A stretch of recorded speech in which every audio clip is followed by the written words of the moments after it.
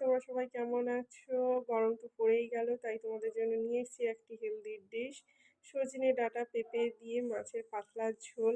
আমার এই রেসিপিটি তোমরা দেখতে থাকো। যদি এই রেসিপিটি তোমাদের ভালো লেগে থাকে, প্লিজ আমার চ্যানেলে একটি লাইক ও সাবস্ক্রাইব করে দিও।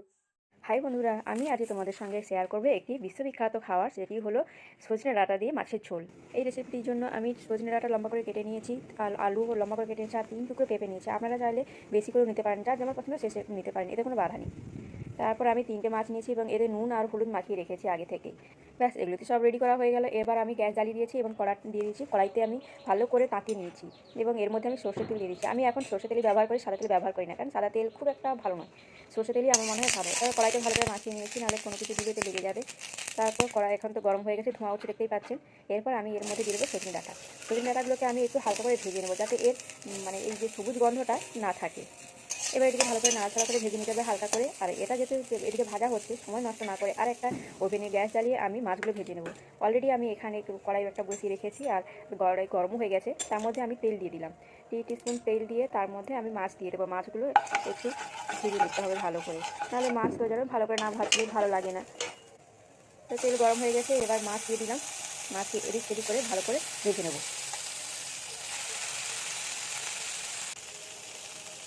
মাছ ভাজতে ভাজতে এবার এদিকে দেখি, হ্যাঁ, এদিকেও এই সজনে ডাঁটা প্রায় ভাজা হয়ে এসেছে। এবার এদিকে তুলে নেব। আপনারা চাইলে একটু বেশি তেল দিয়ে ভাজতে পারেন, আপনাদের যেমন পছন্দ। আমি একটু কম তেল ব্যবহার করি, তাই কম তেলই দিয়েছি। এরপর আমি আলু দিয়ে দিলাম, আলুটাও একটু হালকা করে ভেজে নেব।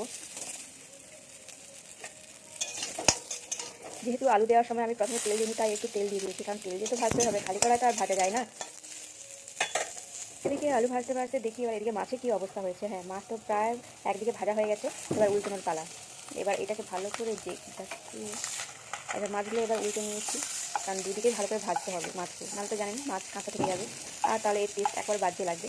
এই প্রথম থেকে না মাছগুলোর সাথে একটু অসুবিধা হয়। যাই হোক, মোটামুটি আমি তো মাছ উল্টে নিয়েছি আর ভালো করে দুদিকে ভেজেও নিয়ে নেবো এবার। আর এদিকে দেখি আলু কী অবস্থা। হ্যাঁ, আলু তো প্রায় ভাজা হয়ে গেছে। এবার 3 টুকরো দিয়ে আমার কেটেছিল, সেটাও দিয়ে ভালো করে নেড়ে আলুর সঙ্গে একসঙ্গে ভেজে নিই। ভাজা তো প্রায় হয়ে গেছে, এবার এগুলোকে তুলে নিতে হবে।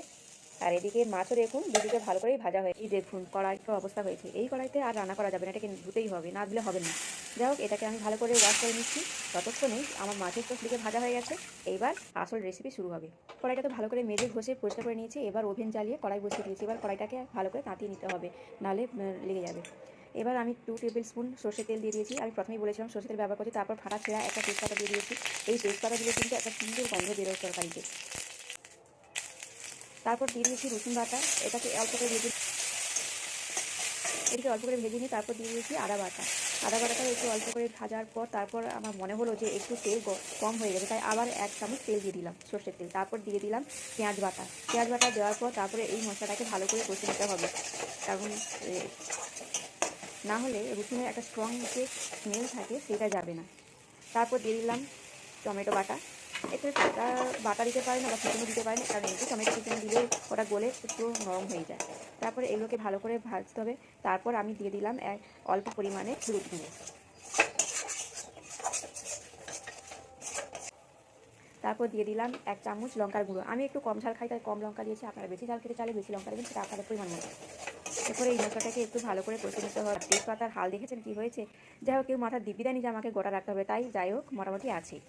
তারপর মশলা কষা হয়ে গেছে, এর মধ্যে সব সবজিগুলো দিয়ে দিলাম। এই সবজিগুলো দিয়ে আবার একটু ভালো করে কষে নিতে হবে। আর এই সময় এর ফ্লেমটা কিন্তু মিডিয়াম রাখবেন, হাই ফ্লেমে রাখলে কিন্তু জ্বলে যাবে, মানে লেগে যাবে কড়াইতে। তাই অল্প মিডিয়াম দিয়ে ভালো করে কষার পর 1 চামচ আমি ধনে গুঁড়ো আর জিরে গুঁড়ো দিয়ে দিলাম। এবার এইদিকে দিয়েও ভালো করে নাড়াচাড়া করে ভালো করে কষে নিতে হবে প্রায় কয়েক মিনিট। ভালো করে নেড়ে কষার পর তারপর এতে আমি একটু নুন দিয়ে দিলাম। নুনটা দিলে কি বলুন তো, এগুলো একটু জল জল টাইপের হয়ে যাবে, তাহলে আর কড়াইতে লাগবেও না। আর আন্দাজও একটু মানে ভালো বোঝা যায়, জল দেওয়ার পর দিলে অতটা বোঝা যায় না, এটা আমার মনে হয়। তারপর কষা হয়ে গেছে, তারপর আমি এতে জল পরিমাণ মতো দিয়ে দিয়েছি, কারণ এই সবজিটাকে আমাকে সেদ্ধ করতে হবে, তাই পরিমাণ মতো আমি জল দিয়ে দিয়েছি। এই দেখুন, তারপর ঢাকা দিয়ে দিলাম। ঢাকা দেওয়ার পর কিছু সময় ওয়েট করতে হবে, আর এই সময় আপনি হাই ফ্লেমে আঁচ দিয়ে রাখবেন। তারপর এই যে দেখুন, আমি প্রায় 5 মিনিটের মতো ফোটানোর পর দেখলাম যে এই সজনে ডাঁটাটা পুরো নরম হয়ে গেছে। তারপর এতে আমি মাছ দিয়ে দিচ্ছি। মাছটা দেওয়ার পর কিছু সময় ফোটাতে হবে, কারণ তাহলে এই তরকারির মধ্যে মাছের ফ্লেভারটাও ভালোভাবে মিশে যাবে। দিয়ে কয়েক মিনিট ফোটানোর পর তারপর গরম মশলা দিয়ে নামিয়ে নেবেন, এবং রেডি হয়ে গেলে আমাদের সজনে ডাঁটা দিয়ে মাছের ঝোল।